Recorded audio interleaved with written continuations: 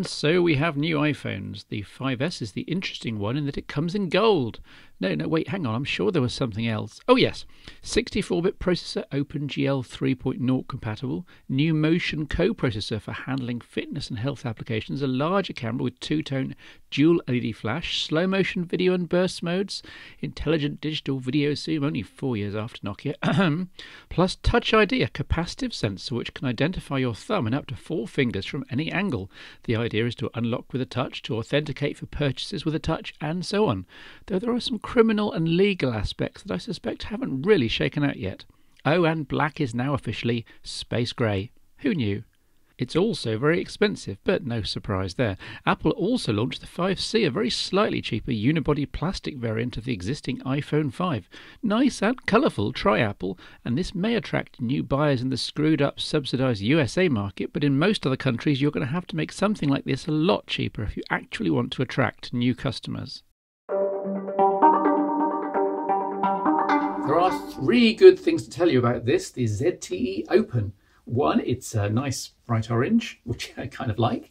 It runs an operating system that's totally open source. That's got to be good, right? I mean, it works out so well for Symbian.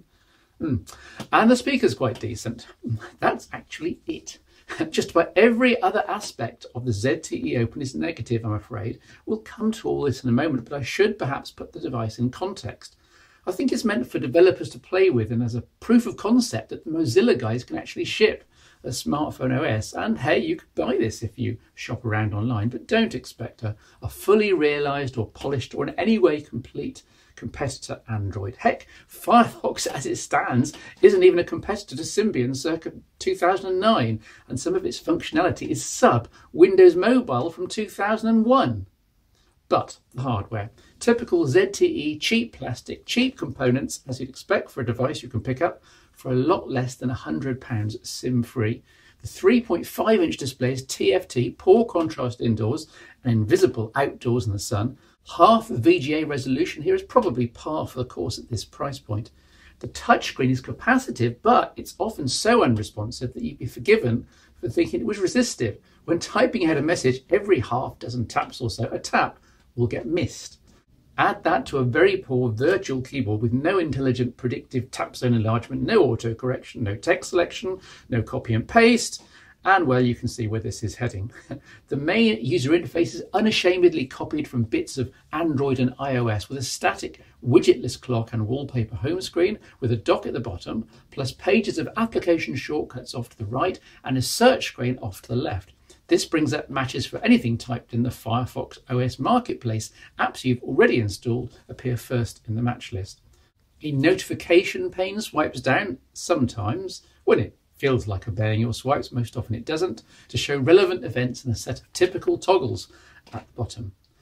Firefox OS is heavily based on HTML5, and an awful lot of the functionality essentially involves wrappers around web content. For example, prominent on the main app grid is Nokia's Here Maps, which, when it also is not misbehaving and displaying upside down, is just the standard mobile web view of Nokia's mapping and navigation system, just as on iOS and Android.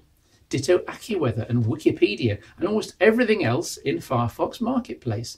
This reliance on online HTML5 content isn't necessarily a showstopper. After all, this is a great way to get updated content without having to physically update your phone. But the end result is rarely as smooth or quick as a fully native application pulling resources from local files as on Android, iOS, etc.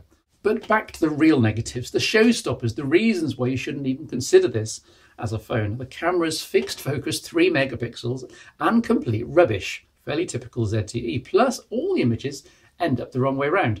Video capture is, get this, at VGA specs. So we're talking 2006 once it's smartphone back.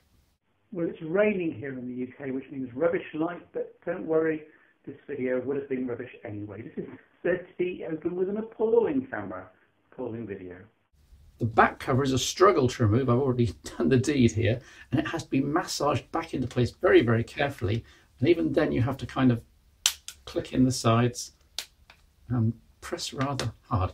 Plus there's only 150 megabytes of flash storage available inside for all your data, though you can at least add micro SD as I did for media. Wi-Fi is an issue here. It defaults to off whenever you boot the phone up, which is annoying, so you turn it on. It then randomly switches itself off sometime afterwards and takes up to a minute to reconnect whenever you power on the screen and want to look something up. There's no support for POP or Exchange email. IMAP is very limited. The contact sync seems totally reliant on Facebook, and when you tap this, it simply generates invalid app ID 23. So nothing at all. As a consumer smartphone, the ZTE Open is a complete, huge, appalling joke of a device. For the same money, in fact less money, you can get a WVGA, multi-gigahertz, decent 4-inch screen Android phone from Huawei, the Ascend Y300, or a Nokia Lumia 520 running Windows Phone 8. Both devices run rings around this, the ZTE Open, and then they ritually slaughter it and dance on its grave. The only way to let this off is to declare it as a proof of concept for Mozilla and hope that both it, its hardware partners like ZTE and developers all put enough effort in so that a follow-up phone might be more competitive. See you again, Firefox OS, in 2014. Most people know I'm a big fan of stock Android, but I have to say the stock camera application from Google is an absolute nightmare. I just hate it. The chocolate factory seems absolutely incapable of designing a camera user interface. However, I've been trying all the different Android camera applications, and this is the one I've ended up with. This is ProCapture. It's based around your left thumb doing most of the work, and your right thumb is then free to just mash down on this shutter key. From the top left, then we have a variety of modes, including self-timer and burst, which is quite useful. You can set the number of shots that get taken in your burst. I set it to about 3 or 4.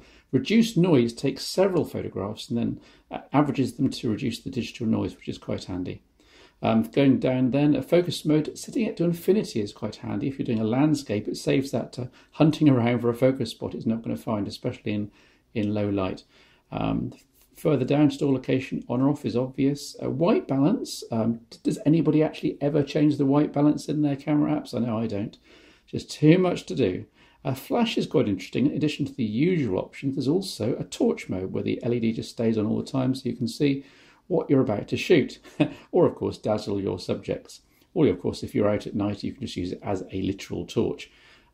Exposure in 0.1 stop increments, which is quite handy. And finally, at the bottom settings is useful because there's a histogram you can turn on. There we are, and that shows you the balance of light and colour across your photo, which can be helpful if you're having problems with over or under exposure.